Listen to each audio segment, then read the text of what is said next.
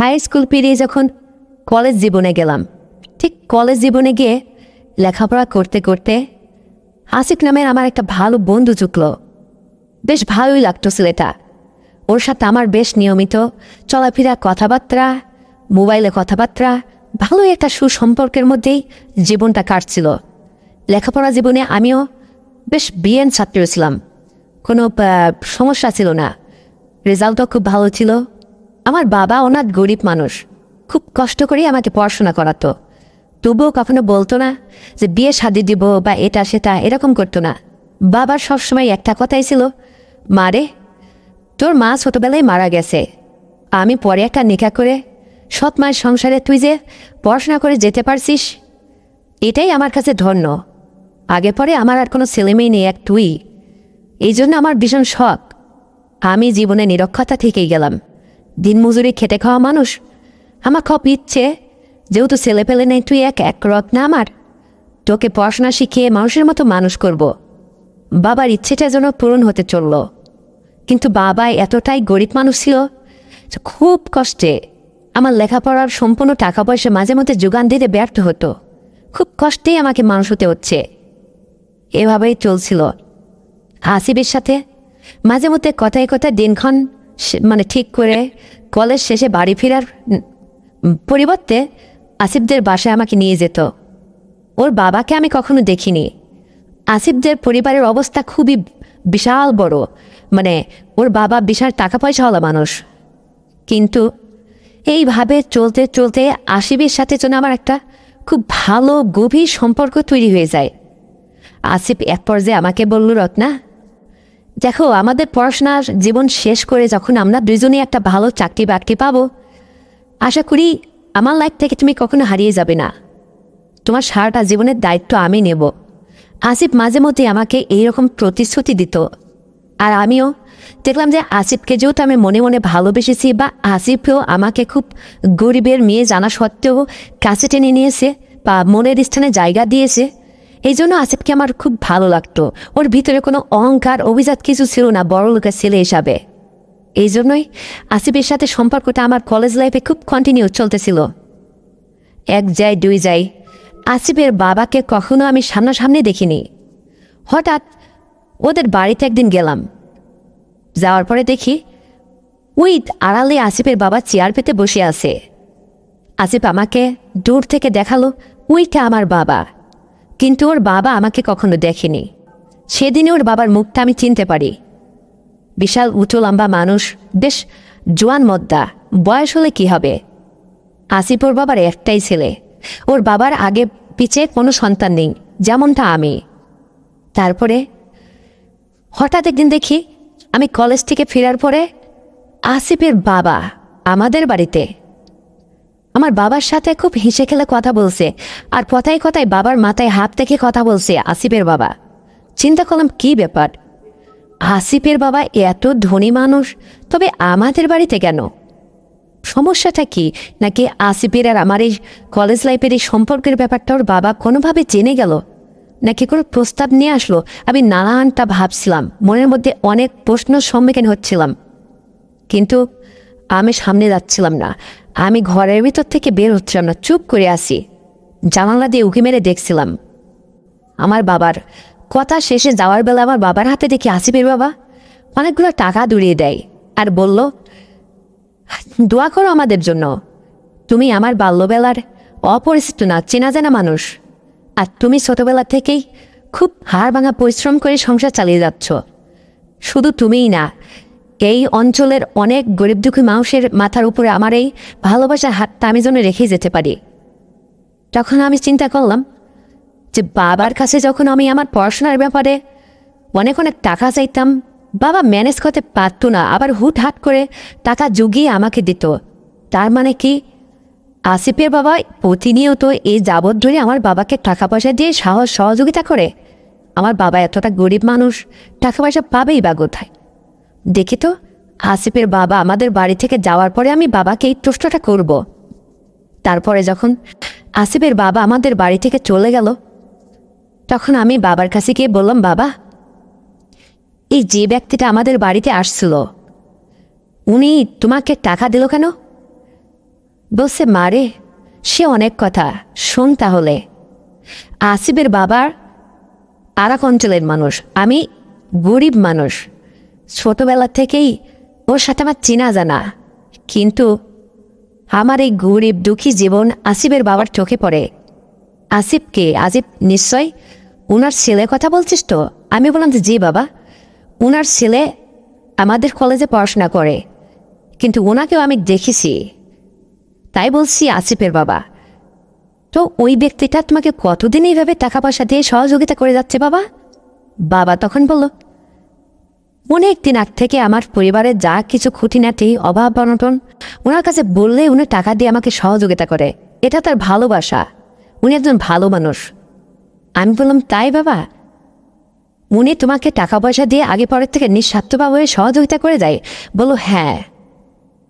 আমি বললাম ও আচ্ছা, যাও, ব্যাপারটা আমার কাছে ভালো লাগলো। তারপরে বাবাকে অতটা বুঝতে দেয়নি যে ওনার ছেলের সাথে আমার একটা গুড সম্পর্ক আছে, শুধু কথায় কথায় বলেছিলাম ওনার ছেলে আমাদের কলেজে একসাথে আমরা পড়াশোনা করি, এতটুকুই। আমার বাবা মুখ্য সূক্ষ্ম মানুষ, অত হের ফের অ্যাজ প্যাজ কিছু বুঝতো না। যা হোক, আসিফের সাথে আবারও একদিন কথায় কথায় একটা পার্কে বসে গাছের ছায়ার তলে বসে বাদাম ছিলে খেতে খেতে আসিফ আমাকে কথায় কথায় বলল, রত্না কি করি বলো তো? আমি বললাম কি? বলছে আমার মা মারা গেছে অনেক আগে, আমার বাবা তো বেশ টাকা পয়সাওয়ালা মানুষ, এই শহরে তার বড় বড় কয়েকটা প্রতিষ্ঠান আছে, সে বড় ব্যবসায়ী, তার লোকজন ম্যানেজার যা সবাই তার ব্যবসা প্রপার্টি ম্যানেজ করে, সে শুধু দেখাশোনা করে আর ঘুরে ফিরে, আবার জীবন তার। কিন্তু রত্না, আমি যে এই সমাজের মানুষের কাছে আর মুখ দেখাতে পারছি না। আমি বললাম কেন? বলছে সে কথা আর বলো না, কী বা বলে আর কীভাবে তোমাকে বলি, তুমি আমার একটা কাছের মানুষ, তোমাকে অবশ্যই কথাটা বলতেই হবে। বলো তো কেন এরকম হয়? আমি বললাম আগে বুঝি না, পরে বুঝি না, না বললে কি করে বলবো, আগে বলোই তো ব্যাপারটা কি হলো। তখন আসিফ আমাকে বলল, দেখো আমার মা মারা যাওয়ার পরে হয়তো তুমি এটা জানো না, আমার বাবা এক এক করে 2টার পরে 3টা বিয়ে করলো, কিন্তু বউ তার একটাও থাকে না, 3 মাস 4 মাস সংসার করে, তারপরে সে বউ কোনো একটা অজুহাত দেখিয়ে বাড়ি থেকে চলে যায়। কিন্তু কেন এরকম হয় বলো তো? আমি তো মেয়েদের ব্যাপারটা অতটা বুঝি না, কিন্তু আবার এটাও জানো আমার বাবার তো কোনো টাকা পয়সার অভাব নেই যে কোনো বউকে খাওয়া দাওয়া, মানে কাপড় চোপড়, সংসার জীবনে কোনো কিছুতেই অভাব রাখা, সেটাও তো আমাদের মধ্যে নেই। কিন্তু বাবার সংসার তারা করতে চায় না কেন? আমি ছেলে হয়ে বাবার এই প্রবলেমটা কি করে হাতে খুঁজে বের করব বলো তো? তুমি তো মেয়ে মানুষ, তুমি একটু হলেও বুঝতে পারো যে একটা মেয়ে একটা ছেলের সংসার ছেড়ে যায় কেন, কি অনুমান করতে পারো তুমি? আমি বললাম সেটা আবার আমি কেমন করে বুঝবো, হয়তো সংসার জীবনে কারণে তোমার বাবার সাথে তার হয়তো মিল পড়ে না। আসিফ তখন বলল, হ্যাঁ সেটা ঠিক আছে, তাই বলে একের পর এক 3টা বিয়ে করলো, 3টাই একই রকমভাবে দেখি, হয়তো 3 মাস 4 মাস, তারপরে স্বেচ্ছায় বাবাকে এখান থেকে ফেলে রেখে যায়, তার মায়ের বাড়ি যায় ডিভোর্স পাঠিয়ে দেয়। কিন্তু কেন এরকম হচ্ছে? আমি তখন বললাম, আসিফ এক কাজ করো তুমি, শেষ যে মেয়েটাকে তোমার বাবা বিয়ে করেছিল তার অ্যাড্রেস জানো? আসিফ বলল যে হ্যাঁ তার অ্যাড্রেস জানি তো। আরে ওই মেয়েটাকে আমি মা বলতাম না, আমি বাবার এই যে পরপর আমার মা মারা যাওয়ার পর বাবা 3টা কাজ করলো, একটাকেও আমি মা বলে কখনো ডাকিনি, কারণ আমার মায়ের মতো কি আর কেউ হতে পারে, আন্টি বলে ডাকতাম। তো লাস্ট যে বউটা ছিল বেশ সুন্দরী, উঁচু লম্বা, আমার বাবাও তো কম না, কিন্তু তার সাথে আমার একটা ভালো সম্পর্ক ছিল, সে সুখ দুঃখের কথা শেয়ার করতো আমার সাথে, কিন্তু শেষ পর্যায়ে সেও যখন চলে গেল আমাকে কোনো কিছু না জানিয়ে চলে গেছে।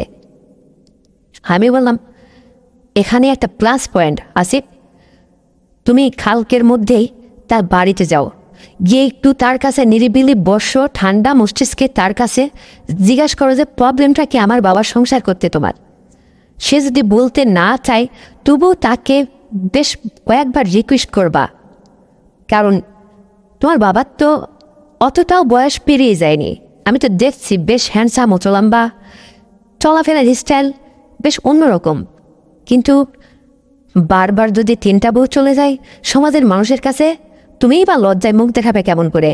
তুমি এখন বড় হয়েছো, কলেজে পড়াশোনা করো, তোমার তো একটা লজ্জাবোধ বলতে কিছু আছে, আমি তো বুঝি এটা। এ কথা শুনে আসিফ বলল, হ্যাঁ রত্না, তুমি ঠিকই বলেছ। আমি দেখি কালকেই ওই মেয়েটার বাড়িতে যাব, যে মেয়েটার লাস্ট আমার বাবার বউ ছিল। আমি বললাম তাই করো, তার কাছ থেকে অবশ্যই জানার চেষ্টা করবে। সে যদি বলতেও না চায়, তুমি যেহেতু তার ছেলে, তবুও তাকে অনুরোধ করবে। ব্যাপারটা তোমাকে জানতেই হবে, তাহলে এর সংশোধন করা যাবে। আসিফ ঠিক যেন তাই করল।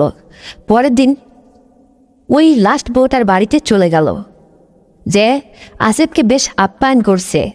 আসিফ বারবার তাকে এই কথার অ্যান্সার জানা সত্ত্বেও আসিফকে উনি নাকি বলতে চায়নি। এক পর্যায়ে তাকে সে কথা বলছিল যে তোমার বাবা, হয়তো আমি জানি না সে স্বাভাবিক না অস্বাভাবিক মানুষ, তুমি তার ছেলে, মানে আমিও তোমাকে ছেলের মতো করে দেখে আসি। তবে একটা কথা শুনে রাখো, এ কথাটা তোমাকে আমার বলা অবশ্যই উচিত হচ্ছে না, তবুও আমি শুনেছি তোমার বাবা, তোমার মা মারা যাওয়ার পরে আর আমাকে বিয়ে করার আগেও আরও 2টা বউ তোমার বাবার সংসার থেকে চলে গেছে। কিন্তু আমি যখন গেলাম ঠিক আমারও আসতে হলো। তার মানে আসিফ ধরে নাও পরের 2টা বউ ঠিক একই কারণে গেছে। আসিফ তখন বলেছিল, সেটা কী কারণ, এই কারণটাই তো জানতে হবে। তখন উনি বলতে নারাজ ছিল, মানে বলতে চায়নি, তারপরও বাধ্য হয়েছে বলতে। আসিফকে উনি বলেছিল, দেখো আসিফ, একটা স্বাভাবিক জীবনে একটা স্বামী তার স্ত্রীর কাছে অবশ্যই অনেক মূল্যবান, কিন্তু তোমার বাবা অস্বাভাবিক একটা জীবন। যখন রাত্রে বাসায় ফিরে প্রতিনিয়ত একটা ছেলে আর একটা মেয়ে এক জায়গায় থাকলে দাম্পত্য জীবনে যা হয় আর কি, সেটা যেন মাত্রার অধিক বা অনেক সময়, যেটা আমার জন্য অসহ্যকর বা আমি একদম এটা মেনে নিতে পারিনি। আমিও তো তার জন্য একদম পারফেক্ট ছিলাম, উঁচু লম্বা, বেশ দর্শনদারি বা জীবন যৌবনে কোনো কিছুতে আমার কম ছিল না। আসিফ, না বলে তার তোমাকে পারছি না, কিন্তু তোমার এই বাবার এই প্রবলেমটা আগে পরে থেকেই। কে জানে তোমার মা হয়তো অল্পতেই দুনিয়া ছেড়ে কেন চলে গেছে। আসিফ তখন নাকি মুখটা বিমূঢ় হয়ে তার দিকে তাকিয়ে বলছিল, তার মানে কি? আমি ঠিক কথাটা বুঝিনি। আমি কি সংসার করেছি নাকি? আমরা বড় হয়েছি, অতটা বুঝতে পারিনি, একটু বুঝিয়ে বলুন না। তখন নাকি উনি বলছিল, তোমার বাবা তার বন্ধু একটা নাকি ডিসপেন্সারি আছে, নাম হচ্ছে তারেক, ওখান থেকে প্রতিনিয়ত কী যেন খেয়ে তার মনোবল, তার মন স্থির করে চলে কমপ্লিট হয়ে প্রস্তুতি নিয়ে চলে আসতো। আমি পরে এটা জানতে পারি। আর এসে রাত্রে হলে এমনটা করতো না, মানে ঢোল ডগর বাজে বাড়িঘর যেন মাথায় করতো। মানে ব্যাপারটা তো বুঝি না, আর কি বলবো। একবার না দুবার না, প্রতি রাতে বেশ কয়েকবার এরকম হতো। আর একটা স্বাভাবিক মেয়ে কখনো এটা মেনে নিতে পারে না। আমার যখন জ্বর হয় বা অসুস্থ হয়, সেটাও তোমার বাবা কখনো আমাকে নিস্তার দেয়নি। আর এভাবে সংসার করা যায় না আসিফ। আর এই কারণেই আগের 2টা বউ চলে গেছে। এখন তুমি বুঝে নাও, আমি অল্পতেই তোমাকে বুঝিয়ে বললাম। তবে আসিফ, তোমার বাবা যদি এখনও সেই বদভ্যাসটা ধরেই রাখে, একটা কথা শুনে রাখো, তোমার বাবা যদি 10টা বিয়েও করে না, কখনো তোমাদের পরিবারের সে বউ টিকবে না। এখন তুমি বুঝে দেখো, হয়তোবা যে কারণে আমি চলে আসছি, আমি আর পারিনি তার এইরকম নিত্যদিন তার এইরকম আচার আচরণ সহ্য করতে। এটা অসম্ভব আসিফ। একটা মানুষ বয়স হয়ে গেলে অনেক কিছুর সহযোগিতা বা সম্মুখীন বা আশ্রয় নেয়, অনেক কিছুর, যার শরীর থেকে ধাপ বল যখন কমে যায়, তখন সে নিজের মনোশক্তি জোগানোর জন্য অনেক ব্যবস্থা নেয়। তাই বলে কি প্রতিনিয়ত এইভাবে? না না আসিফ, এটা আমি মেনে নিতে পারি না। এরকম সমস্যা অত্যাচারী জীবন আমার জন্য একদম পারফেক্ট না আসিফ। দুবেলা ডাল ভাত কম খাবো, একটা গরিব মানুষের সংসার করব, সুখে স্বাচ্ছন্দ্য বোধে একটা মেয়ে জীবনযাপন করতে চাই। কিন্তু তোমাদের টাকা পয়সা আছে ঠিকই তোমার বাবার, কিন্তু তোমার বাবার এই রকম হিংস্র আচরণ, এরকম ব্যবহার আমার জন্য একদম উপযুক্ত ছিল না। মনে করো ওই 2টা বউয়ের জন্যই ঠিক একই ঘটনা ঘটছে, তাই হয়তো চলে আসছি। আসিফ এই কথা শুনে ওখান থেকে ফিরে এসে আমাকে সবটা যেটা বললাম সেটাই আমাকে শেয়ার করলো। আমি কথা শুনে মুস্কি হেসে দিয়ে বললাম, আসিফ, তার মানে শুনেছি আমাদের ভাবিদের মুখ থেকে নাকি ভাইরা মাঝে মধ্যে এরকম পাওয়ারফুল কি বাইরের থেকে একটু সাইপাস খেয়ে এসে ভাবির সাথে একটু বেশ বাহাদুরি দেখাতো, সেদিন নাকি বেশ কয়েকবার। কিন্তু তাই বলে তোমার বাবা প্রতিনিয়ত? না না আসিফ, এটা কি করে হয়? আসিফ কোনো কথা বলো না। আসিফ আমার কথায় ভীষণ লজ্জা পেল। যা হোক, আমি আমার মতো বাড়ি চলে আসলাম। আসিফের মতো বাড়ি চলে গেল। আসিফের সাথে যেন ক্রমেই কলেজ জীবনে পথ চলতে চলতে একটা গভীর পর্যায়ে আমি চলে যাই। এক পর্যায়ে পড়াশোনার শেষ প্রান্তে আসিফও খুব ব্রিলিয়ান্ট স্টুডেন্ট ছিল, আমিও খুব ভালো ছাত্রী ছিলাম। লেখাপড়ায় দুজনে ক্লাসে খুব ভালো রেজাল্ট করতাম। এক পর্যায়ে হঠাৎ করে একদিন আমার বাবা আমাকে বলল, রত্না, আমার তো টাকা পয়সা নেই, তোমার বিয়ের সম্বন্ধ আসছে বারবার আমার কাছে, তুমি কি বলো? আমি বললাম, বাবা, তুমি না বলেছিলে আমি গরিব মানুষ হয়েছি, তাতে কি হয়েছে? যত কষ্ট করেই হোক তুমি আমাকে লেখাপড়া শিখে আমার একটা শেষ ফল দেখবে, আমি কোনো চাকরি বাকরি করবো, তোমাকে একটু সংসারে সহযোগিতা করব, তারপর না হয় পরের ঘর করব। কিন্তু এখনই তুমি আমাকে বিয়ের প্রস্তাব দিচ্ছ, কোথায় সে পাত্রকে? বলল, রত্না, পাত্র আছে, কিন্তু আজকাল তোকে বিয়ে দিতে গেলে যে অনেক টাকার দরকার। কিন্তু একটা মানুষ যে আমার কাছে দেব তুলল, এই গরিব সংসারে সারাটা জীবন তার সহযোগিতার হাত আমাদের সংসারে রয়ে গেছে। বলতে গেলে সে আমার মুখ টিপে তুললে তার দেয়া ভাত আমার পেট থেকে বেরোবে। আমি বললাম, বুঝলাম, কিন্তু সেই ব্যক্তিটার সাথে আমাকে বিয়ে দেবে? বলছে, হ্যাঁ, তার বউ মারা গেছে, হয়তো তুমি জানো কি না জানি না। তার জীবনে কোনো অভাব অনটন নেই, অভাঙা অটলা সংসার, অনেক টাকা পয়সার মালিক সে। কিন্তু সে আমার কাছে শুধু আমার মেয়েটাই চাইছে। আমি তো জীবনে তার দেওয়া ঋণ কোনোদিন শোধ করতে পারবো না। সে যত টাকা পয়সা দিয়ে, এমনকি তোর লেখাপড়ার সমস্ত খরচ আমি তার টাকায় তোকে জুগিয়েছি। আমি বললাম, তাই? তাহলে তো আমরা ঋণই হয়ে গেছি বাবা। বাবা তখন বলল, ধরতে গেলে তাই, কিন্তু আমি তো তোর কাছে কোনোদিন কিছু চাইনি রে মা। তোর চাকরি বাকরি করে আমাকে খাওয়ানো লাগবে না, উপরওয়ালা দিনপথ একরকমভাবে আমাদের পার করে দেবে। যদি আমার হাত পা ভালো থাকে, আমি কাজ করে নিজের পায়ে দাঁড়িয়ে আমার সংসার কোনোরকমভাবে চালাবো। কিন্তু তুই মা মরা মেয়ে, তোর মা বেঁচে নেই, তোকে যদি একটু হিল্লা করে দিতে পারতাম রে মা, তাহলে মনেও শান্তি পেতাম। আমি বললাম, বাবা, আমি তো কখনো তোমার কথার অবাধ্য হইনি। তুমিই আমার মা, তুমিই আমার বাবা। তুমি আমাকে যে যত্নে লেখাপড়া করার সুযোগ দিয়েছো, একটা গরিব নিরক্ষর বাবা তা এ সমাজে এটা করে না। আমি তোমার কথায় রাজি বাবা, সে জায়গা যেখানেই তুমি তো আমি সেখানেই রাজি। কিন্তু বাবা যে শেষ পর্যন্ত এমন একটি ব্যক্তির সাথে আমার বিয়ে ঠিক করলো, যেটা অকল্পনীয়, অভাবনীয়, অবিশ্বাসযোগ্য, সেটা আমার জীবনে মেনে নেওয়া চরম অসম্ভব একটা ব্যাপার। যখন জানতে পারলাম সেই ব্যক্তিটা ছিল আসিফেরই বাবা, যার ইতিপূর্বে আসিফের মা মারা যাওয়ার পরে একটা নয়, দুটো নয়, তিনটা বউ তাও চলে গেছে। কিন্তু এই কথা কি করে আমি মেনে নেব? আসিফের সাথে আমার একটা ভালো সম্পর্ক তৈরি হয়েছে। হঠাৎ করে বাবা আমাকে কলেজে যেতে নিষেধ করলো, বললো আর কলেজে যাওয়া যাবে না, পড়াশোনা এখানে থেমে যাও। আমি আর কলেজে যাইনি। আসিফ মাঝে মধ্যে আমাকে ফোন করে, রত্না, তুমি কলেজে আসছো না কেন? আমি আসিফকেও কোনো কথার উত্তর দিইনি। লাস্টে আসিফের ফোন নাম্বারটা আমি ব্ল্যাকলিস্টে ফেলে রাখি। নিজের জীবনের উপরে বড় ঘৃণা হচ্ছিল, কেন এরকম গরিব ঘরে জন্মালাম। তাই বলে আমি একটা যুবতী মেয়ে এরকম আব্রু মানুষের সাথে গিয়ে সংসার করব? আমার বাবার টাকা পয়সা নেই, তাই বলে বাবা আমাকে ইচ্ছা করেই ওখানে গুছিয়ে দিচ্ছে। বাবার আদেশ কখনো অমান্য করিনি, বাবার একটা কথাও আমি কখনো মিস করিনি, ফেলিনি। কিন্তু বাবার এই কথাটা আমি কি করে রক্ষা করি? আমি যে আর পারছিলাম না মেনে নিতে। এক পর্যায়ে অনেক কান্নাকাটি করে মন টন খারাপ ছিল, কলেজেও যাচ্ছিলাম না, কেমন এক বিষণ্ণতার সাথে আমার সময়টা কাটছিল। বাবাকে বললাম, বাবা, উনি যেহেতু এত করেই বলছে, আমি রাজি, আমি প্রস্তুত হলাম বিয়ের জন্য। বাবা আমাকে বিয়ে দিয়ে দিল আসিফের বাবার সাথে। আসিফ জানতো না তার বাবা ৪র্থ নম্বর কাজটা কোথায় করছে। তারপরে যখন বউ হয়ে আমি তাদের সংসারে গেলাম, কিন্তু আমারও এটা বড় কৌতূহল, বড় প্রাণ ছিল যে একটা মানুষকে আমি একটা স্বাভাবিক জীবনে ফেরত আনবো কী করে। তার বারংবার একটা বউ, বিবাহিত বউ চলে যায় তার সংসার ছেড়ে। দেখি আমি তার ৪ নম্বর স্ত্রী, আমি ওই সংসার থেকে ছেড়ে আসবো না এবং তাকে আমি ভালো করে তুলব। আমিও তো দেখতে শুনতে বেশ হাঁপালু হুফালু, উঁচু লম্বা, হুষ্টপুষ্টু, বেশ যৌবন ভর্তি একটা মেয়ে।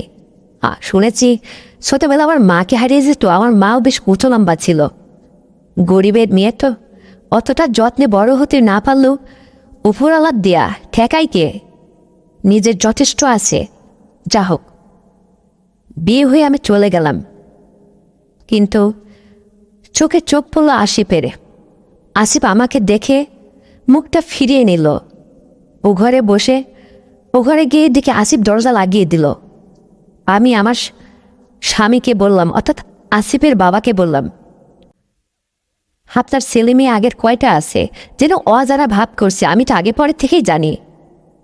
আসিফের বাবা অর্থাৎ আমার স্বামী বলল, রত্না, আমার একটা মাত্র ছেলে, আমার বউটা অনেক পূর্বেই মারা গেছে। অর্থাৎ আমার ছেলেটার নাম হচ্ছে আসিফ, ও কলেজে পড়াশোনা করে। শুনেছি ওর কলেজে নাকি একটা ভালো বান্ধবী আছে, তাকে নিয়েও সংসার করবে, ইতিপূর্বে বলেছিল। আসিফের বাবার মুখ থেকে একথা শুনতেই আমার চোখে জল চলে আসলো। আমি আর নিজেকে ধরে রাখতে পারছিলাম না, আবেগে অভুক্ত হয়ে গেছিলাম। তাকে কিছু বুঝতে দিলাম না, চোখের জল মুছে বললাম, আর কেউ নেই তার মানে আপনার কোনো সন্তানাদি? বলো, না, আসিফ আমার একমাত্র সন্তান, ও কলেজে পড়াশোনা করে। আমি বললাম, কই? আমি তো জানি। আসিফ আমাকে দেখার পরেই আসিফের রুমে গিয়ে আসিফ দরজা লাগিয়ে যেন নিজেকে আড়াল করছে আমার কাছ থেকে। আসিফ জানতো না যে ওর বাবা আমাকে বিয়ে করে নিয়ে যাচ্ছে, আর আমি যে তাকে ব্ল্যাকলিস্ট রাখছি তার কাছে কোনো প্রশ্নের সম্মুখীন হব না, এই জন্য। যা হোক, আমি গিয়ে আসিফের দরজায় নক করলাম, বললাম, আসিফ, আসিফ, দরজা খুলো তো। আসিফ দেখি কয়েকটা ডাকের পরে এসে দরজা খুলল। দেখি ও চোখটা কান্নায় যেন একদম লাল হয়ে গেছে, মুখটা কেমন বিষণ্ণতা, কি অমেলেন চেহারা, কুৎসিত দেখা যাচ্ছে। আমি বললাম, আসিফ, তুমি আমার দিকে তাকাও। আসিফ আমার দিকে তাকিয়ে বলছে, আর কি বলবে তুমি? যা করছো তা ভালোই করছো, আমার বাবার স্ত্রী হয়েই বাড়িতে ঢুকছো। আমি বললাম, চুপ করো আসিফ, একটা কথাও হবে না, পূর্বের কথাটা ভুলে যাও তুমি। তোমার কষ্টটা আমি বুঝি, তোমার বেলায় আমারও যা হচ্ছে সেটা আমি তোমার কাছে প্রকাশ করতে পারছি না, কিন্তু আসিফ, আজকের এই দিনটা তোমার দেখতে হচ্ছে শুধু আমার ভুলে নয়, আমি আমার গরিব বাবার কথাকে মানতে গিয়ে সব কিছুকে বিসর্জন দিয়ে আজকে এই পথটা বেছে নিয়েছি। এছাড়া আর আমার কোনো উপায় ছিল না। আসিফ, তুমি আমাকে ভুল বুঝো না, এটাই সত্য। এখন তুমি মেনে নেবে না? আসিফ বলল, আমি তোমাকে কি বলে রাখবো? আমি বললাম, আসিফ, তোমার কিচ্ছু বলে রাখতে হবে না, তুমি স্বাভাবিক যেভাবে আগে চলতে ঠিক সেভাবেই চলো। তুমি এমন কোনো আচরণ, এমন কোনো বিহেভ করো না যেটা তোমার বাবা বুঝে যায়।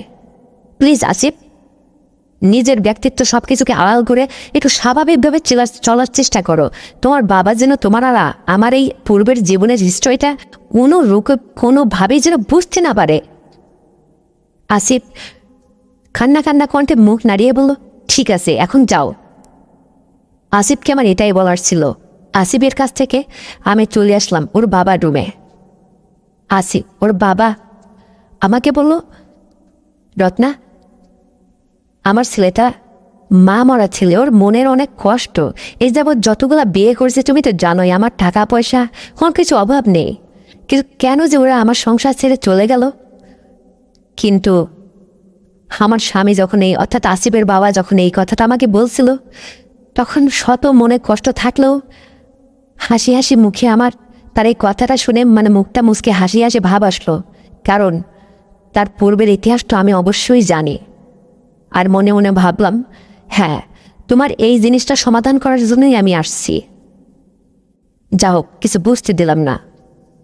সেদিন আমার বাসর রাত।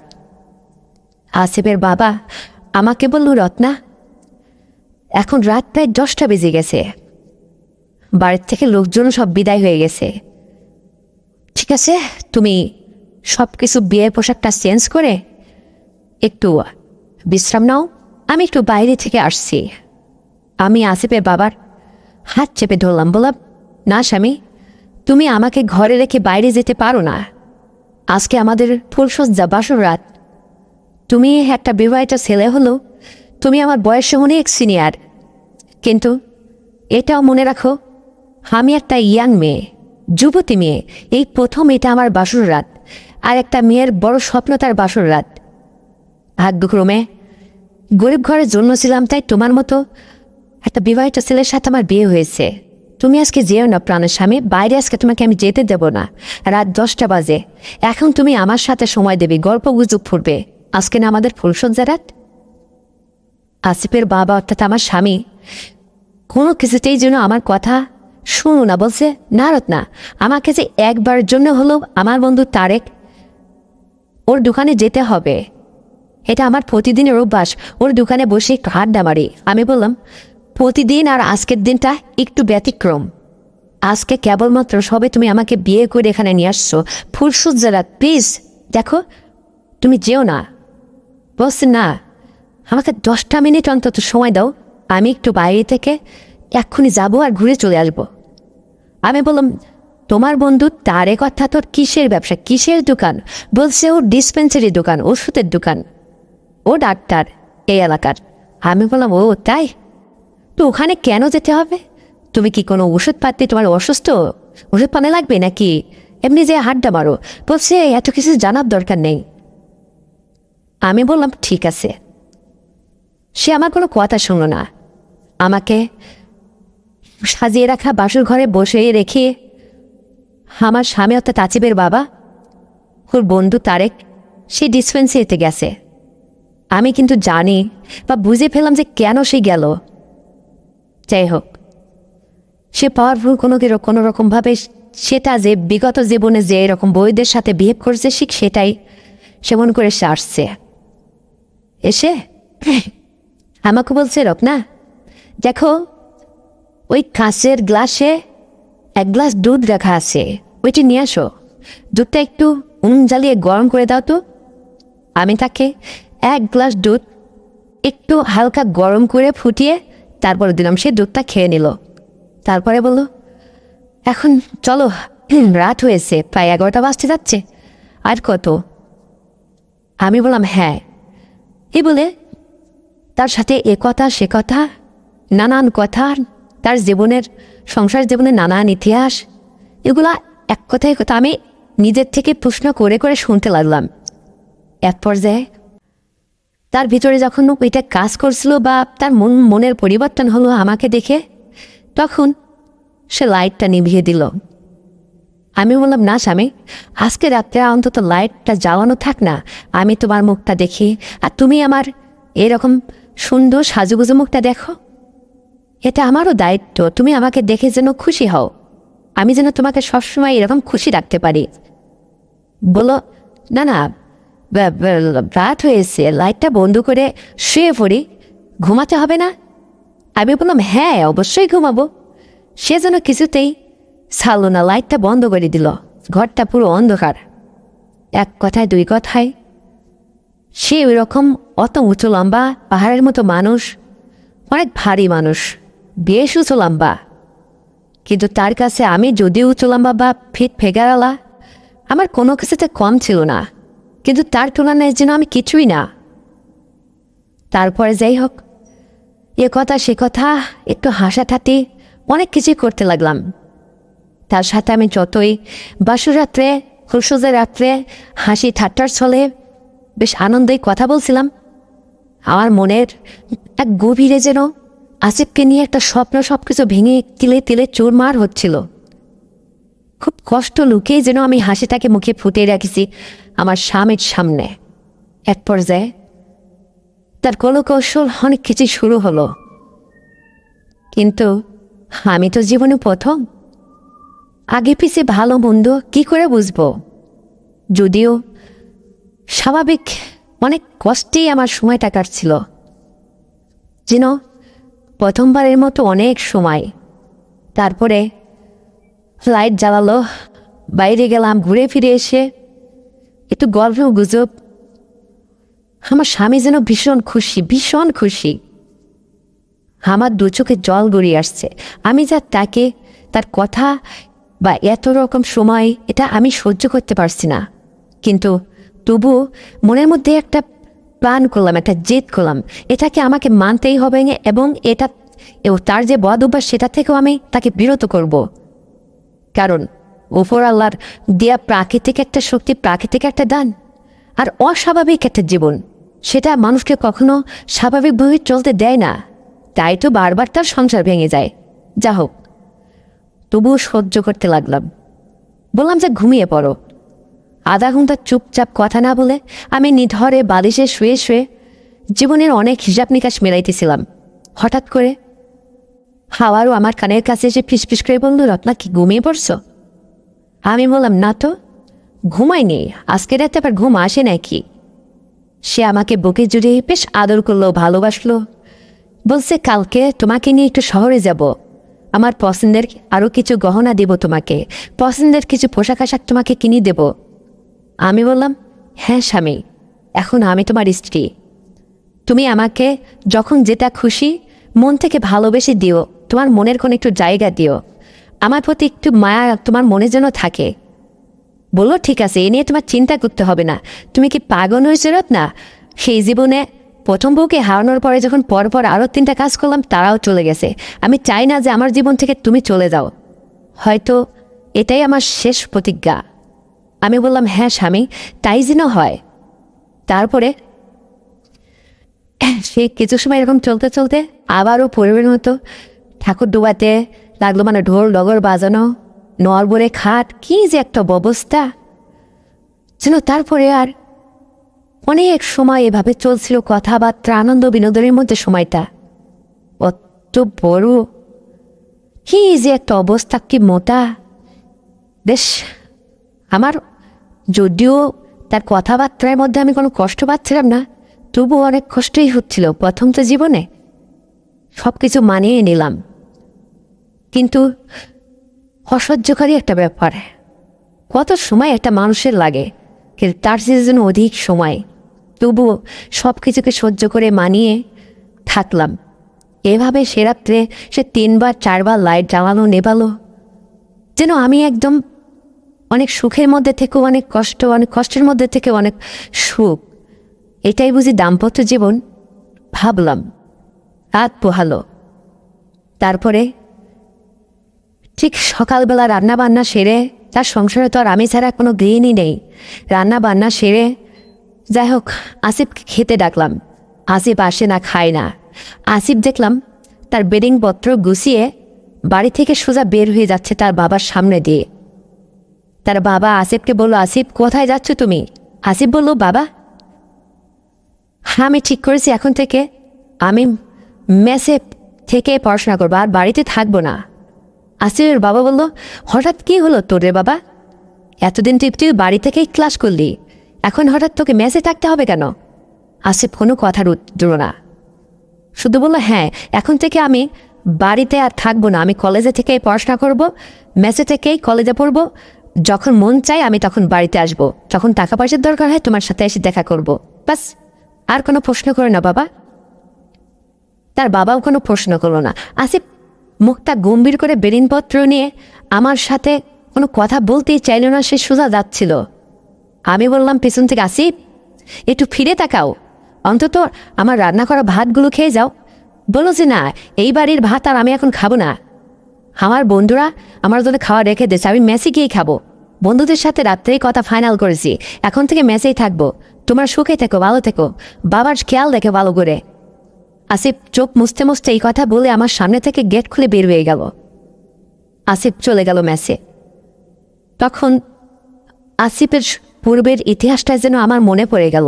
আমার ভিতর থেকে যেন সব কিছু উলট পালট হয়ে যাচ্ছিল। কি হতে চেয়েছিল আর কি হয়ে গেল, কি করব?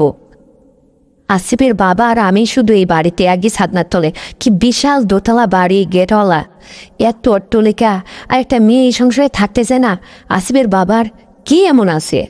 একটা রাত তো সবে তার সাথে পার করেছি, দেখি না সংসার জীবনে তার আর কি ভুল থাকে যেটার সমাধান আমি করব। একটা মানুষকে অবশ্যই স্বাভাবিক জীবনে ফেরত আনবো। আমি একটা শিক্ষিত মেয়ে, আমি চেষ্টা করবো যত কষ্টই হোক না। তারপরে সারাটা দিন গেল। ও তার মাঝখানে দিনের বেলা যখন আসিফ বের হয়ে চলে গেল, খাওয়া দাওয়া শেষে আসিফের বাবা আমাকে বলল, রত্না তুমি তৈরি হও, চলো একটু মার্কেটে যাব। আমি রেডি হয়ে পড়লাম। আসিফের বাবা তার কার গাড়িতে করে নিয়ে আমাকে শহরে নিয়ে মার্কেটে নিয়ে গেল। আমার জন্য কি রাখলো না আর কি কিনলো না, সব কিছু, কত কিছু কিনলো। বাসায় ফিরলাম। তারপরে সন্ধ্যা হলো। তারপরে সে আমাকে বলল, রত্না কালকে বাসর রাত্রে লজ্জায় লজ্জায় অতটা তোমাকে কিছু বলিনি বা তোমার কাছে কোনো কিছু আপত্তি করিনি। আমি তো তোমার স্বামী, আমার অবশ্যই তোমার কাছে অনেক কিছু চাওয়ার অধিকার আছে। আমি বললাম, হ্যাঁ তা তো বটেই, তবে আমি এই জন্য তোমার সব কথাই মেনে চলতে পারি, তোমার সব আবদার পূরণ করতে পারি। তা না হলে যে স্ত্রী হিসাবে উপরওয়ালার কাছে স্বামীকে কোনো কিছু পূরণ করার দায় গুণাগার হয়ে যাব। বলো তোমার কোন আবদার? তখন আমার স্বামী অর্থাৎ আসিফের বাবা বলল, শোনো রত্না, হয়তো প্রথম প্রথম তো বুঝবে না তুমি, অনেক কিছুই তোমাকে আমি বলিনি, তবে একটু মানিয়ে চলো। আমার যখন যা লাগে সেটা তুমি আমার মিটিয়ে দিও, তাই হবে, তাছাড়া কিছু না। আমি তোমার কাছে আর কি চাইব? আমি বললাম, তাই আচ্ছা ঠিক আছে, তো কি আবদার তোমার বলো তো দেখি শুনি। তখন উনি বলল, দেখো রত্না, আসলে নতুন বউ তুমি, কি করিবে এত সহজে তোমাকে সব কথাই বলি, আস্তে আস্তে বুঝতে পারবে আমার কি আবদার। আমি বললাম, ও তাই, আচ্ছা ঠিক আছে, টেনশন করিও না, কারণ আমি একটা রূপবতী মেয়ে, একটা যুবতী মেয়ে। কি এমন আবদার আছে যেটা তোমার পূরণ করতে পারবো না? ঠিক আছে, দেখা যাবে, পরেই বলো তুমি।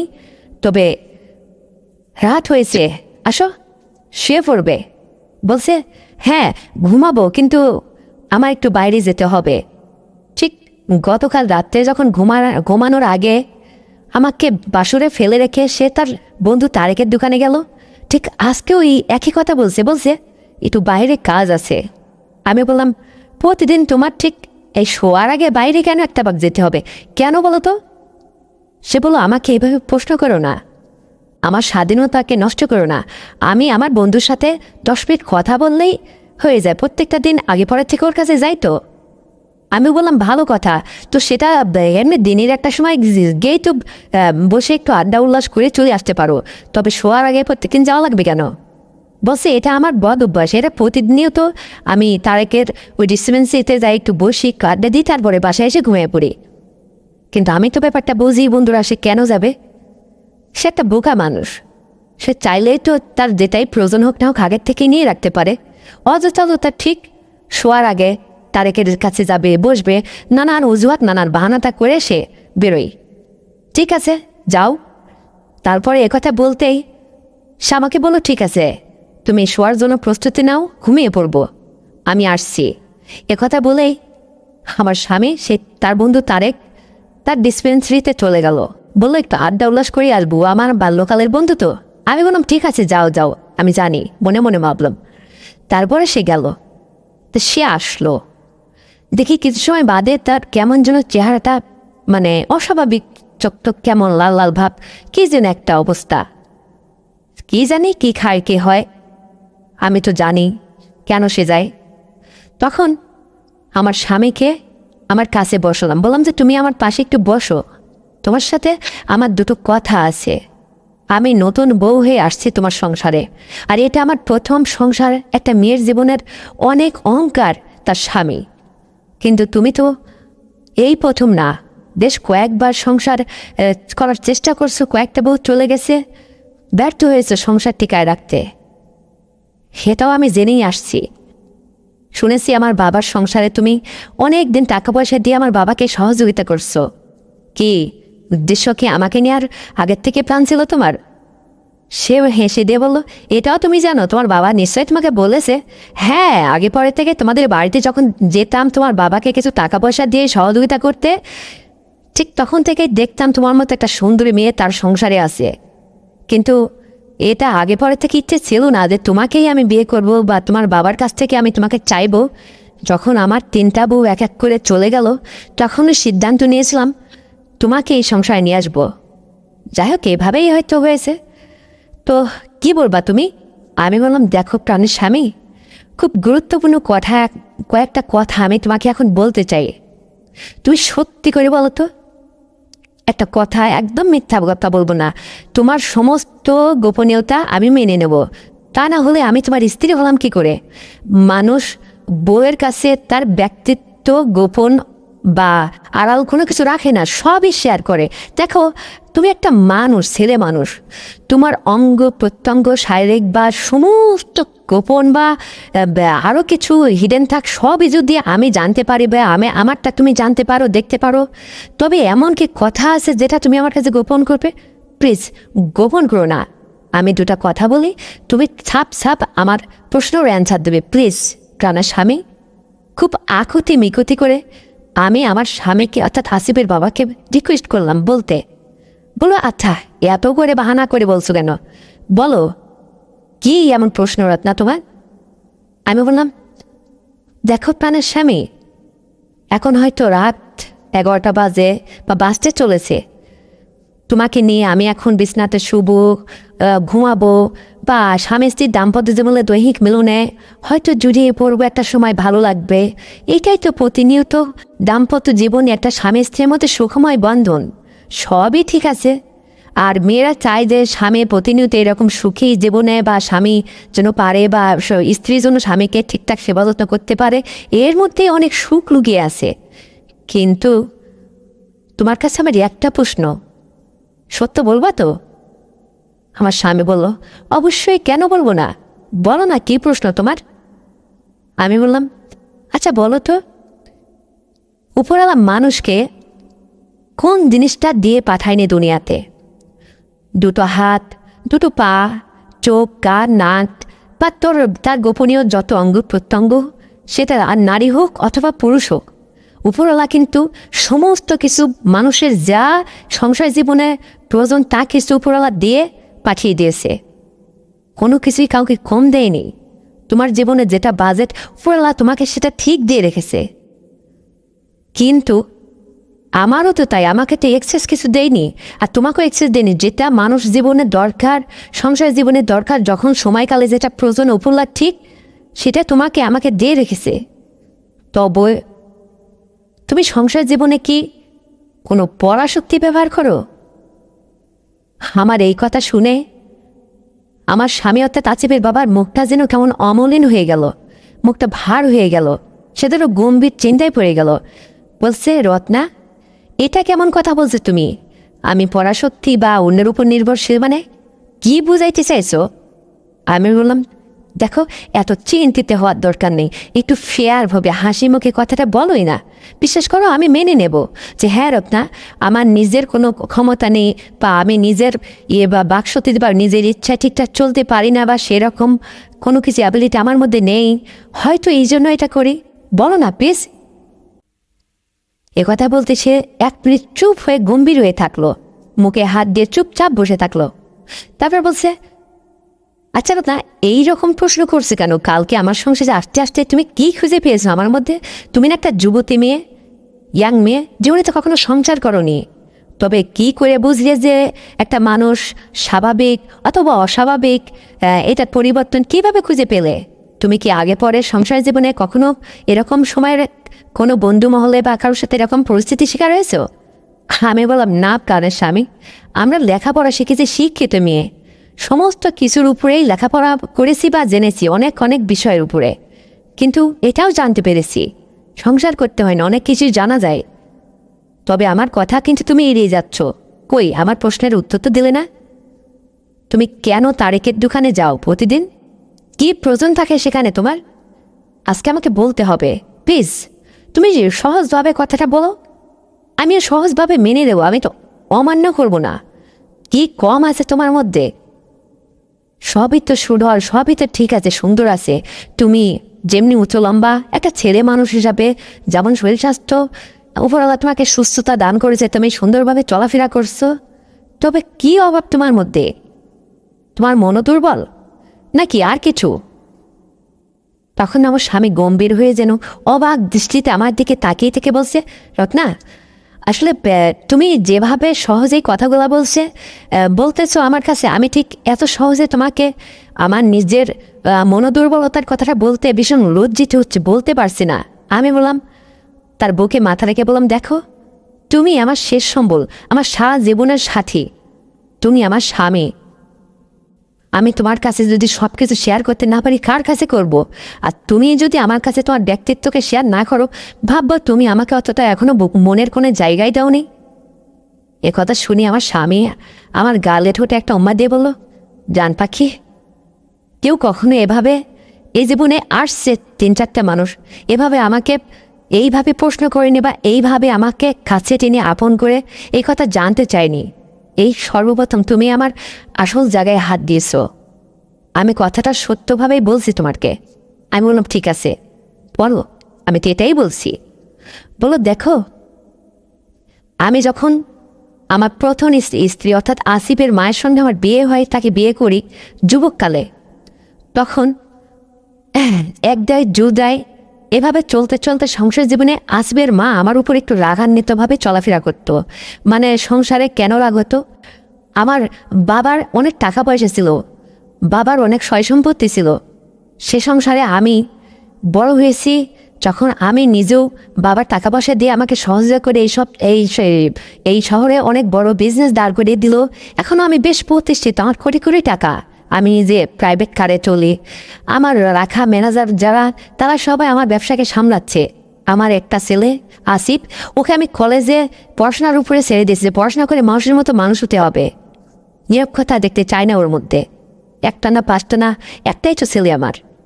কিন্তু ওর মায়ের সাথে সংসার জীবনে ওর মা ছিল এক ধরনের দোলালি।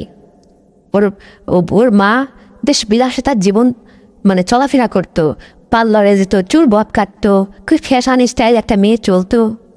সব কিছুতে সবই ঠিক ছিল, আমার স্ত্রী হিসাবে বেশ মানাতো। কিন্তু দাম্পত্য জীবনে আমি নাকি ওকে অনেক কিছু থেকেই সুখী করতে পারতাম না। এখন বুঝে নাও, যেটা দ্বারা তুমি সুখী সেটাতে সে সন্তুষ্ট ছিল না। সে বলতো, এরকম আবার হয় নাকি, সময়কালে তুমি আমাকে ঠিকঠাক দাম্পত্য জীবনে সুখী করতে পারো না? এত বড় মানুষ হয়েছে, লম্বা চড়া, শুধু হাত পায়ে বড় হয়েছে, তোমার মধ্যে অনেক কিছু নেই। যুবককালে তুমি সব কিছুকে নিজের ইয়েতে নষ্ট করেছো, কি হয়েছে তোমার? আমার কিছু দুষ্ট বন্ধুরা যাদের কাছে গিয়ে আমি বসে এই কথা শেয়ার করতাম যে আমার স্ত্রীকে দাম্পত্য জীবনে পোশাক আশাক খাদ্য বস্ত্র সব কিছুতেই সুখী করেছে, কিন্তু সে আমাকে নিয়ে খুশি না। অনেক কিছুতেই আমার ভিতরে মানে দুর্বলতা বা আমি ব্যর্থ হচ্ছি রে। দুষ্ট বন্ধুরা তখন আমাকে বুদ্ধি দিয়েছিল, এইভাবে এটা খাবি, এভাবে চলবি, দেখবি এক্সট্রা একটা ভিতরে মনোশক্তি কাজ করবে, দেখবি তো বউ খুব সুখী হবে, তোকে আর করবে না। তো তারপরের থেকে আমি আসলে আমার বন্ধু তারেকের সাথে পরামর্শ করেছি। তারেক অনেক শিক্ষিত ছেলে, বেশ পড়াশোনা করে ডাক্তার হয়েছে। তারেক আগে পরে থেকে আমাকে বলেছিল, হ্যাঁ আমি তোকে একটা পথ বেছে দিতে পারি, তবে এটার উপরে একসময় মানুষ নির্ভরশীল হয়ে যায়, তখন এটা যদি সে সেবন না করে হয়তো তার এই মনোবলটা সে সময় আর আসে না, তখন কিন্তু ব্যর্থ হবি আবার। তাই আমি আগের থেকেই বলছি, প্রকৃতির দানে প্রকৃতির শক্তির উপর নির্ভর করে একটা মানুষ নিশ্চয় চাইলে চলতে পারে। ভালো খাদ্য খেলে, ভালোভাবে হিসেব নিকাশ করে চললে, ভালো ঠিক সময় মতো ঘুমালে একটা মানুষের অঙ্গ প্রত্যঙ্গ কোনো কিছুর ক্ষীণ হয় না, নষ্ট হয় না, সব ঠিক থাকে।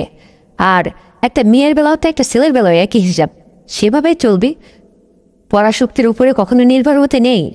সেও আমাকে ভালো বুদ্ধি দিয়েছিল, কিন্তু আমার বউ যখন মাঝে মধ্যে আমার উপরে এ বিষয়ে অসন্তুষ্ট হয়ে রাগারাগি করতো বা ভালোভাবে চলতো না, কথা বলতো না ঠিকঠাক, তাকে সুখী করতে গিয়ে আমি বাধ্য হয়েছিলাম।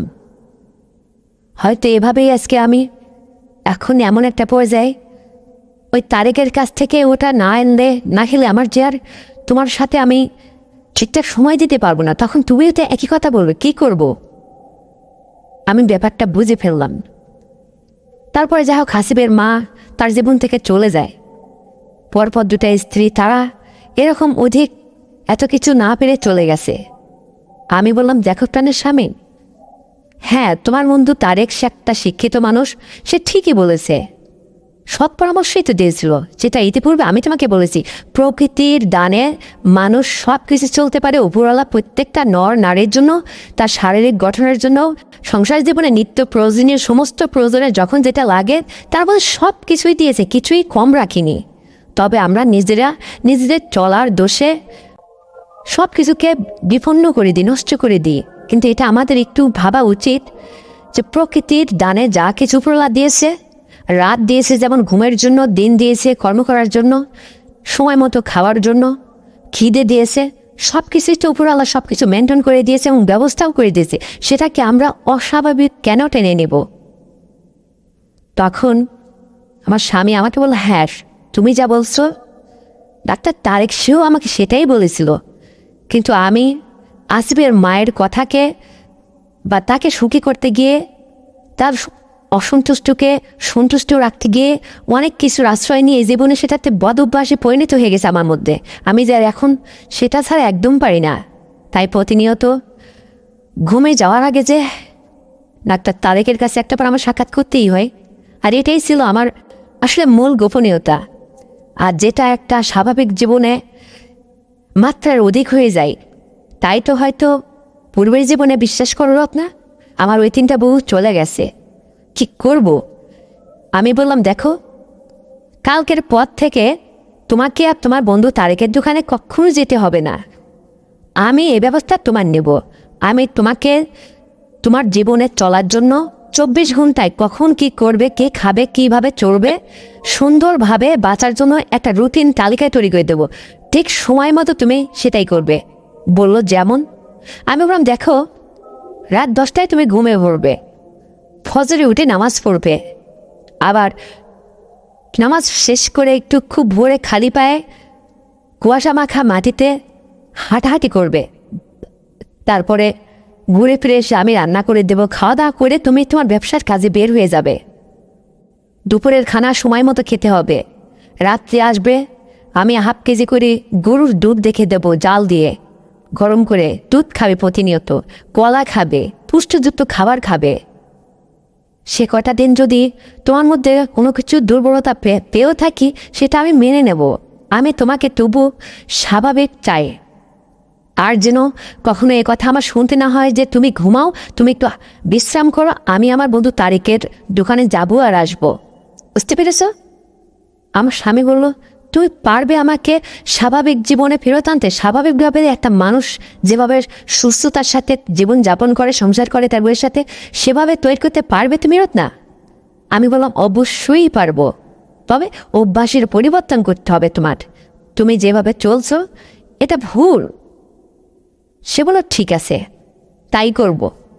আমি বললাম, ঠিক আছে, তাহলে কি তুমি আজকের জন্য প্রস্তুত হয়ে আসছো? সে হেসে দিয়ে বলল, এছাড়া আর কি উপায় ছিল বলো? মন চায়, মনের মধ্যে থেকে এখনো সংসার জীবনে বউকে দেখার পরে রুচি হারায়নি, কিন্তু যদি আমি আমার বন্ধুর কাছে না যাই একবার সাক্ষাৎ করার জন্য, তাহলে তোমার কাছে যে আমি লজ্জিত হব, এই লজ্জা কোথায় রাখবো? তুমি যে আমাকে না পাওয়ার অপবাদ দিয়ে চলে যাবে। আবার এমন তো না যে বেশি পেয়েছো সেই অপবাদ দিয়ে চলে যাবে। কোন দিকে যাব আমি?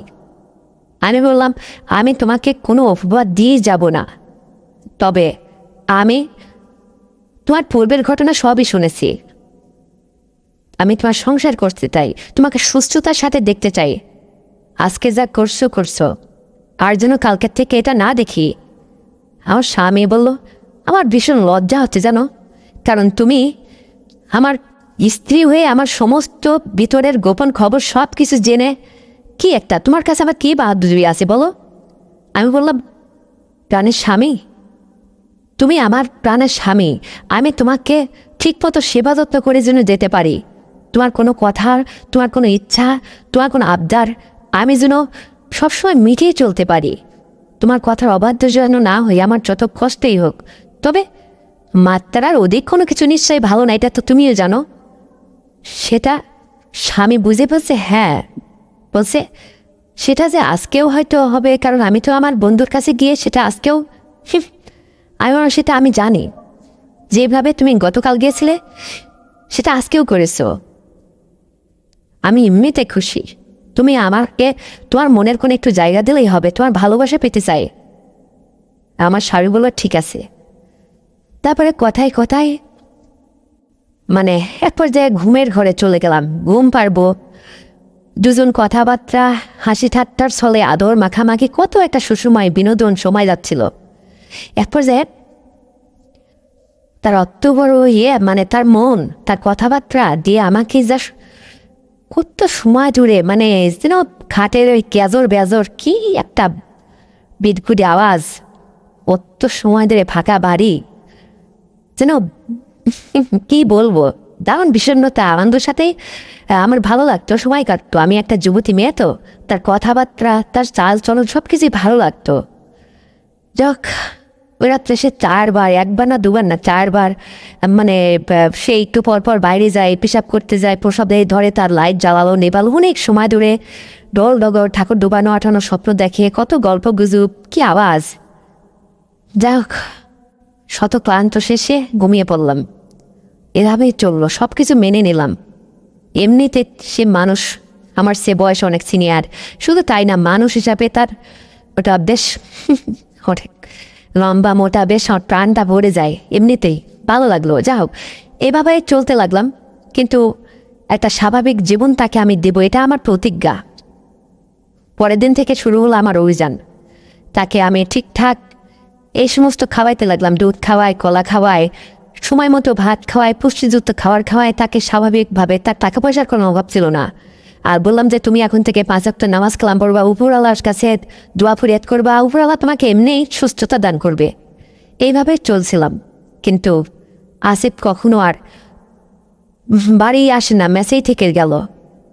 ওর বাবা ফোন করলে দুটো একটা কথা বলে, অপ্রয়োজনীয় কোনো কথা বলে না। আর আমি তো কখনো আসিফের সাথে ফোনে যোগাযোগ করার ট্রাই করিনি। তবে হঠাৎ করে আসিফ আমাকে একটা দিন হঠাৎ করেই ফোন করলো, বলল কেমন আছো রক্তা? আমি বললাম তুমি আমাকে নাম ধরে রাখছো কেন? কে তোমাকে এই পারমিশন দিয়েছে নাম ধরে রাখার? কথাটা আমি ঠাট্টা চলে বলেছিলাম। তখন আসিফ আমাকে বলল দেখো রত্না, আমার রত্না আমার কাছে সারা জীবন রত্নাই থাকবে। কিন্তু রত্না হয়তো জানি বেঁচে নেই, সে রত্না মারা গেছে, কিন্তু তোমাকে বলছি আমার বাবাকে একটু দেখে শুনে রাখো। বাবার জীবনে অনেক কষ্ট। তবে একটা কথা বলি রত্না, তোমার সাথে বেশি সময় কথা বলার আমার সময় একদম নেই। আমার বাবা যদি হয়তো হায়াত মৌতের কথা বলা যায় না, বাবার কিন্তু একটা রোগ আছে, এদিক দিয়ে একটু স্মরণ রেখো। আমি বললাম কি রোগ? 2 দিন সংসার করতে এসে এত কি করে জানবো? কি রোগ আছে তোমার বাবার, বলো? আসিফ বলল আমার বাবা হাই প্রেশারের রোগী, হঠাৎ মাথা ঘুরে বসে পড়ে, কিন্তু তার মধ্যে অস্থিরতা বা এরকম হয়, সে সময় একটু খেয়াল দেখো। বাড়িতে তুমি ছাড়া তো বাবার দেখাশোনা করার মতো আর কেউ নেই। বাবাকে ঠিকঠাক ওষুধ খাইয়ে দিও, বাবাকে একটু ভালো করে ঘুম পাড়াইও। বাবা অনেক ব্যবসা, অনেক কাজে অনেক চিন্তিত থাকে, সব কিছুর জন্য স্বাভাবিকভাবে চলে। আর বাবার যদি শেষ পর্যায়ে হঠাৎ কোনো কিছু হয়ে যায়, ভবিষ্যতে তোমার কি হবে একটাবার কি ভেবেছ? আমি এক আসিফ ছাড়া তো তার আগে পরে কেউ নেই। শেষ পর্যন্ত আমার কাছেই কিন্তু তোমার জায়গা, ব্যাপারটা মাথায় রেখো। আমি বললাম সবই উপরওয়ালা নির্ধারণ করে দিয়েছে যে একটা মানুষের ভাগ্যে কখন কি ঘটবে, তো আমার বেলায় যা হবার হবে, তাছাড়া আর কি। পুরা কপাল নিয়ে জন্মেছিলাম, ছোটবেলায় মাকে হারিয়ে গরিব সংসারে আমিও জন্মেছিলাম। লেখাপড়ার খরচ বাবা জোগাইতে খুব কষ্ট করেছে। বাবার ইচ্ছাকে প্রাধান্যতা দিতে গিয়ে অমান্য না করব, তাই তার বাবার কথা মতো আজকে ভাগ্যক্রমে তোমাদের সংসারে এসে পড়েছি, সংসার করতেছি। ভবিষ্যৎ কী হবে জানি না, তবে মানবিক দিক থেকে যদি মায়া হয় পাশে এসে একটু সহযোগিতা করো, না হলে না। আমার আর কি বলার, তোমার কাছে তো আমার কোনো কিছু বলার নেই। কথা বলতেই আসিফ ফোন কেটে দিল। আমি জেনে গেলাম যে ওর বাবার হাই প্রেশার। ওর বাবা উঁচু লম্বা স্বাস্থ্যওয়ালা মানুষ, কিন্তু ওর ভিতরে যে এরকম কিছু আছে আমি জানি না।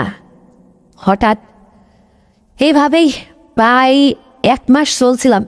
তাকে আর তার বন্ধুর তারেক ডিসপেন্সারি, যে তারেকের দোকান, এভাবে আমি যেতে দিতাম না। সত্যি সে আমার কথা মেনে তারেকের দোকানে যায় না, প্রতিনিয়ত প্রকৃতির উপর নির্ভরশীল। দেখি সে রাত্রে পূর্বের মতো 3 বা 4 বার আর লাইট জ্বালাতে পারে না, আর আমাকে কোনো কিছু উপহার দিতে পারে না। কথাই শোনে না, কিচ্ছু নেই। কেন এরকমটা হচ্ছে? 1 সপ্তাহ পেরিয়ে যায়, 2 সপ্তাহ পেরিয়ে যায়। আমিও অপেক্ষা করছি যে একসময় তার মধ্যে স্বাভাবিকতা ফেরত আসবে এবং দাম্পত্য জীবনে আমি সুখী হব, যা হবে তাই। কিন্তু আদেও কোনো কিছু হচ্ছিল না। এভাবে চলতে চলতে একসময় আমার স্বামী অর্থাৎ আসিফের বাবা বলে ফেললো, দেখো না, জীবনটা আসলে ভুল পথে চলে আমি সব কিছু যেন গরমিল করে ফেলেছি। তাই তুমি আসলে স্বাভাবিকভাবে আমার কাছে যেটা চাইছো বা আমাকে যেভাবে প্রস্তুত করতে চাইছো, হয়তো সেটা হবে না, কারণ পরাশক্তির উপর নির্ভর করে ফেলেছি। তো কি করব আমি এখন তাই বলো, আমি যার পারছি না। এদিকে আমি আবার তাকে যে প্রতিশ্রুতি দিয়েছিলাম স্বাভাবিক জীবনে ফেরত আনবো, এইভাবে প্রতিনিয়ত ভালো সুষম খাদ্যখানা, নিয়ম করে চলাফেরা, সব কিছুর মধ্যে দিয়েই আমার স্বামীকে চলাইতেছিলাম। তবুও এইভাবে চলতে চলতে যখন 1 মাস পেরিয়ে গেল, আমি তো একটা মেয়ে মানুষ, দাম্পত্য জীবনে কেবল পা রাখছি। ততদিনে সেই শুরুতেই বাসরের পর 2টা দিন স্বামীর সঙ্গ পেয়েছি। তারপর থেকে যেন সে আর আমাকে কোনো কিছু উপহার দিতে পারিনি, ব্যর্থ। কারণ ওই যে তাকে আমার সমস্ত বিধি নিষেধ মেনে চলতে গিয়ে সে যে আর কোনো কিছুই দিতে পারেনি। কিন্তু এক পর্যায়ে আমি তার কাছে একটা কথা ধৈর্য ধরতে ধরতে বলেই ফেললাম গভীর রাত্রে, দেখো এইভাবে আবার হয় নাকি? এতটা দিন চলে গেল, অথচ নিজের মধ্যে কোনো পরিবর্তন আনতে পারলো না। তার মানে নিজেকে তিলে তিলে কী করে ফেলেছ? আমার স্বামীর মধ্যে যেন একটা অনুরাগ চলে আসলো। বলো, রত্না, আপাতত আজকে তুমি ক্ষমা করো, কালকে ব্যাপারটা দেখা যাবে। কথায় কথায় এ কথা বলে পরে পরে সে ঘুমাতে লাগলো। আমার ওই সময় ভীষণ মন চাইছিল তার আদর যত্ন পেতে। তাকে বারবার বলছিলাম, দেখো জান পাখি, এদিকে ফিরো, দাও না একটু আমাকে আদর, দাও না একটু ভালোবাসা, তোমার বুকে একটু আমি থাকতে চাই। এভাবে আমি আর পারছি না। বিয়ে করে নিয়ে এসে শেষ, বিয়ের পর 2 দিন আমাকে এভাবে, তারপরে যে আর কখনো তোমার সাক্ষাৎই পেলাম না। এ কেমন? আর কত ধৈর্য ধরব? তখন আমার স্বামী হাসি মুখে ওদিক থেকে ফিরে আমার দিকে ফিরে বলছে, রত্না, আমি তোমাকে বলছিলাম না, হয়তো বা একেবারেই কম হবে, আর নাহলে একটু বেশি হবে, যার কারণে আমার পূর্বে 2টা সংসার 3টা সংসার ভেঙে গেছে। এখন তুমিই বলো আমি কি করব? আমি বললাম, হার যে ধৈর্য কুলায় না, ঠিক আছে, আগামীকাল তাহলে আর একটা বার শেষবারের মতো তোমার বন্ধুর সাথে একটা বার দেখা করে এসো, তারেকের দোকানে গিয়ে ঘুরে এসো। আমিই বলছি, তাছাড়া আমি যে আর পারছি না, আমার ভালো লাগছে না জানো। আমার অনেক কিছু পেতে ইচ্ছে করে স্বামীর কাছ থেকে, কিন্তু আর কতদিন, 1 মাস এইভাবে পেরিয়ে গেল, ভালো লাগছে না জানো। কথা বলতে আমার স্বামী হাসি মুখে আমাকে সান্ত্বনা দিয়ে বলল, আমি চাইলেও এখন তোমাকে আমি কোনো কিছু উপহার দিতে পারবো না, কারণ তুমি তো জানোই আমার ব্যাপারটা। এখন একটু ঘুমাও। আমিও নিথরে ঘুমিয়ে পড়লাম, আমার স্বামীও ঘুমিয়ে পড়ল। সকাল হলো, তারপরে স্বামীকে খাইয়ে দেয় বাইর করে দিলাম। সে আবারও শহরে গেল। সেদিন শহর থেকে ফেরার পথে রাত্রে আমার জন্য অনেক রকম ফল মূল, অনেক এক্সট্রা খাবার হোটেল থেকে কিনে নিয়ে আসছে আমাকে খুশি করার জন্য। আমি যেন সেগুলো খেয়ে অনেক খুশি, তারপরে সন্তুষ্ট। আর সে অনেক দিন পর আবার তার বন্ধু তার ওখানে গিয়ে সেদিন সে ডবল করে, সে সেদিন সিঙ্গেল না, ডবল নিয়ে করছে। মানে ওই যে রাত্রে তাকে আমি একটু বলছিলাম এই কারণে। তারপরে তার বন্ধু তারেকের দোকান থেকে বাসায় ফিরেই আমাকে জড়িয়ে দূরে কি যে আদর, আর সে যে কী খুশি। মানে সেই শেষ বিয়ে করে নিয়ে এসে পরপর 2টা রাত আমার সাথে ভালো সময় কাটিয়েছে, ভালো সময় দিয়েছে। তারপরের থেকে যে আমি তাকে স্বাভাবিক জীবন দিতে চেয়েছি বলি আর কোনোদিনও আমাকে সুখী করতে পারেনি। কিন্তু আজকে একটু ভিন্নতার সময়, ওই যে আমি তাকে বলেছি, সে খুশি। আর একের পর এক সে আজকে ডবল প্রোটেকশনে চলে আসছে। আমাকে অনেক খুশি করবে, এতদিনের দেনা ভাবনা সে পরিশোধ করবে। তার মনটা যেন খুশিতে ভরে একদম অথল্য ভাবে আমার দিকে তাকিয়ে খুব খুশি। আমি তো বুঝতেই পারছি। হঠাৎ করেই সে আমাকে বলল, রত্না আর দেরি করা যাবে না, আমার আর খিদে নেই, আমি বাইরে থেকে খেয়ে এসেছি, তোমার জন্য যে ফলমূলগুলো নিয়ে এসেছি তুমি খেয়েছো? আমি বললাম হ্যাঁ গো, আপেল কমলা আঙ্গুর সেগুলো খেয়েই আমার পেট ভরে গেছে, রাতে খাওয়ার প্রতি আর কোনো রুচি নেই, আসো এখন ঘুমাবে। যাই হোক, তারপরে তার সাথে ঘুমাইতে গেলাম।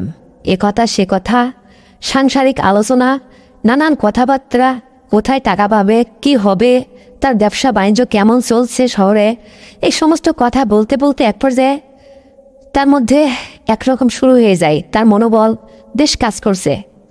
সে আবারও এরকম শুরু হলো, বলো যে লাইটটা নিবে, আমরা এখন ঘুমের দেশে যাই। শুরুতেই এমনভাবে বেশ অনেক সময় কি যে শুরু হলো, সে যে কতটা খুশি, কি খাবে আর কি না খাবে, যেন কতদিন সে সমস্ত চোখেই দেখেনি। আমিও কিছু বলছিলাম না, শত কষ্টের মধ্যেও একটা ভালো সুখময় সময় কাটছিল। কি যেন ঢোলডগর বাজছে, লাইট জ্বলছে নেপছে, খাটের গজর মজর ক্যাজর, কি ভাঙাচুরা খাট, একটু নড়ে ঘুরে শোয়া যায় না, কি যে একটা অবস্থা, আওয়াজ, ভীষণ একটা দারুণ সময় কাটছিল।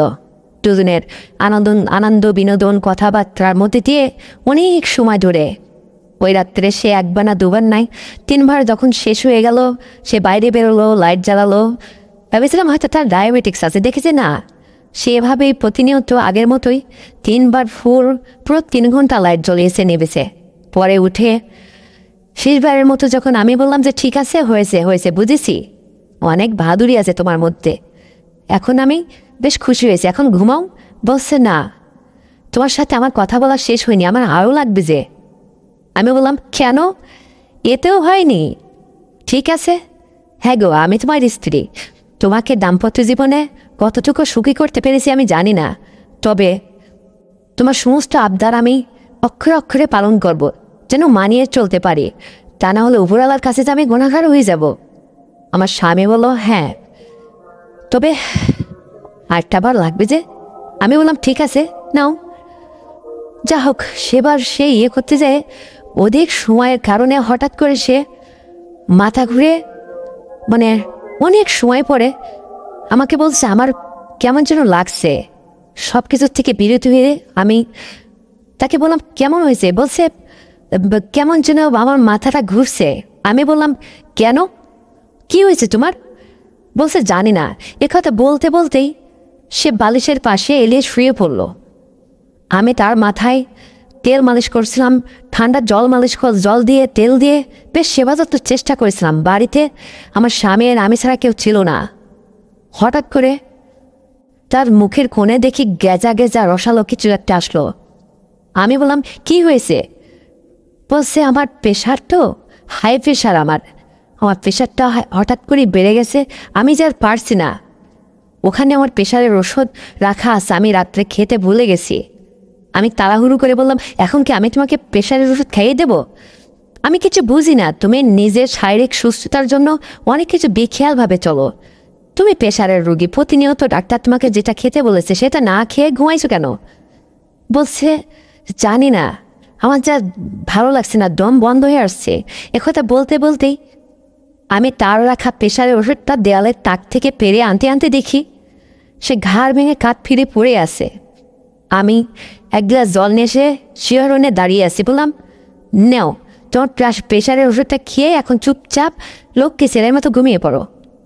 কিন্তু তার গায়ে টোকা দিতে দেখি তার আর কোনো সাড়া শব্দ কিছুই নেই। আমার কেমন যেন গাটা শিহরণে অদ্ভুত সময় কাটছিল। কি হতে চলছে সব? এই মাঝ দুপুর রাত্রে এখন আমি কোথায় যাব, কাকে রাখবো? আশেপাশের মানুষকে রাখবো, গেট খুলে বেরিয়ে হতে হবে। এখন গভীর রাত, চিন্তায় পড়ে গেলাম। তাকে বেশ কয়েকবার চেঁচিয়ে চেঁচিয়ে কানের কাছে আওয়াজ করে ডেকেছি, কোনো সাড়া শব্দ নেই। তখন আমার সন্দেহ হলো। তার নাকের ডগায় গিয়ে আমার হাতটা রেখে দেখলাম যে তার প্রাণে আর নিঃশ্বাস চলছে না। ঠিক ওই মুহূর্তে আমি আর কোনো দিশে মিশে না পেয়ে আসিফকে ফোন করলাম। ফোন করে এই সংবাদটা দিতেই আসিফ ওই মুহূর্তে ম্যাচ থেকে ডাইরেক্ট বাড়িতে চলে আসলো যেভাবেই হোক। এসে আসিফ ডাক্তার ডেকে নিয়ে এসে দেখিয়ে ডাক্তার তাকে মৃত্যু ঘোষণা করলো। আসিফ কান্নায় ভেঙে পড়ল। আশেপাশের মানুষ আমাদের কান্নার স্বর শুনে সবাই বাড়িতে এসে ভিড় করলো ওই গভীর রাত্রে। তারপরে তার বাবার সমাধি করা হলো। তারপরে দিন কয়েক পরে আমি তাকে বললাম যে আসিফ, এখন তো এই পরিবারে তোমার বাবা আর বেঁচে নেই, সে অকালে চলে গেল, কিন্তু তুমি কি এখনও মেসেই থাকবে? আর আমার কি হবে? তুমি এখন তার একটা মাত্র ছেলে, তুমি বলো। আসিফ বলল, দেখো রত্না, তোমাকে সেদিন আমি শেষবারের মতো বলেছিলাম যে বাবার যদি কিছু একটা হয়ে যায় ভবিষ্যৎটা তোমার কিন্তু অন্ধকারে, তোমার কি হবে? তুমি কিছু বলেছিলে না। এই তো আজকে সেদিন। আমার জীবনে আমার মা অনেক আগে চলে গেছে, বাবাও বিদায় নিল। বাবার প্রপার্টি, ব্যবসা বাণিজ্য সব কিছুকে দেখভাল করার জন্য আমাকেই যে এখন সব কিছুর দায়িত্ব নিতে হবে। বুঝেছি এখন আমার আর পড়াশোনা করা হবে না, কিন্তু তুমি কী সিদ্ধান্ত নিলে? কীভাবে থাকবে আমাদের সংসারে? আমি বললাম, আসিফ, না হয় বিধবা হয়েই তোমাদের সংসারে পড়ে থাকবো। অকালেই যেহেতু স্বামী চলে গেল, গরিবের ঘরে জন্মেছিলাম, বাবার কথাকে উপেক্ষা করে আমি কোনো সিদ্ধান্ত নিতে পারছিলাম না, বাধ্য হয়েছিলাম তোমার বাবার সংসারে আসতে। কিন্তু সেখানে যে তুমি আসিফ, এই সংসারের ছেদে এত কিছু আর আমার মাথার মধ্যে ঢুকছিল না। এখন কি হবে আমার? আমি কোথায় যাব? আসিফ তখন বলল, আমি তোমার সারাটা জীবনের দায়িত্ব নিলাম। আমি বললাম, ভালো কথা, তো তুমি একটা বিয়ে শাদী করে সংসার করো, আর আমি না হয় কাজের জি হয়ে এই সংসারে পড়ে থাকবো। কথাটা বলতে আমার চোখে জল গড়িয়ে আসলো। আসিফ আমার মায়াবী চেহারাকে দেখে বলল, দেখো রত্না, আমি অতটা পাষাণ্ড নই। বাবা চলে গেছে, মাকে অনেক আগেই হারিয়েছি। লেখাপড়া জীবনে যদি ভালোবেসে থাকি, আমার লাইফে সে হচ্ছে একমাত্র রত্না নামে সেই মেয়েটি, যে ছিল তুমি। হয়তো কোনো একটা পরিস্থিতির শিকারে আজকে তুমি আমাদের পরিবারে বাবার সাথে চলে এসেছিলে সম্পর্কে জড়িয়ে, কিন্তু সে তো চলে গেছে। এখন কি হবে? কি সিদ্ধান্ত নেবে? আমি যদি আর বিয়ে শাদী না করে সারাটা জীবন আমিই তোমার দায়িত্ব নিই, সেটা কি তোমার জন্য কোনো অসাধ্যকর কিছু হবে? আমি বললাম, সেটা কি আদৌ সম্ভব? এই সমাজ তাকে মেনে নেবে? আসিফ বলল, কেন নেবে না?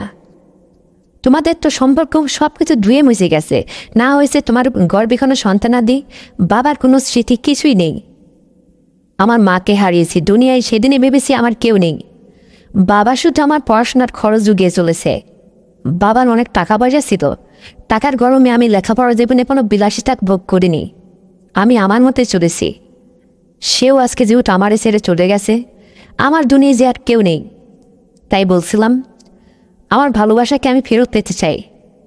এখন তুমি যদি আপত্তি না করো, তোমার ফ্যামিলির সাথে সিদ্ধান্ত নিয়ে তুমি আমার কথায় মত করো। সারাটা জীবন তুমিই আমার সংসারে থাকবে। বাবার ব্যবসা দেখাশোনা করলে আমার সারাটা জীবন চলে যাবে, পরের আন্ডারে চাকরি বাকরি করে খেতে হবে না। আমি তখন চিন্তা ভাবনা করে আসিফের কথায় হ্যাঁ জবাব দিয়েছিলাম। এভাবেই আসিফের সাথেই আমার পুরো লাইফটা কেটে গেল।